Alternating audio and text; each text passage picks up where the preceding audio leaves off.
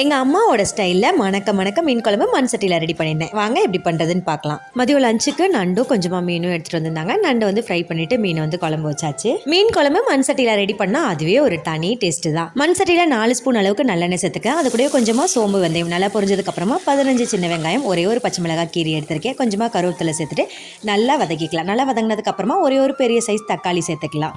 அது கூடவே வெங்காயம் தக்காளி வதங்குறதுக்கு தேவையான அளவு உப்பு சேர்த்துட்டு நல்லா வதக்கி விட்டுக்கலாம். எண்ணெயிலே ஒரு 5 நிமிஷம் நல்லா வதங்கட்டும். நல்லா வதங்கினதுக்கு அப்புறமா ஒரு பெரிய நெல்லிக்காய் சைஸ் அளவுக்கு புளி நல்லா கரைச்சி சேர்த்துக்கலாம். அது கூட 3 ஸ்பூன் அளவுக்கு குழம்பு மிளகாய் தூள் சேர்த்துருக்கேன். நல்லா வந்து கலந்து விட்டுக்கலாம்.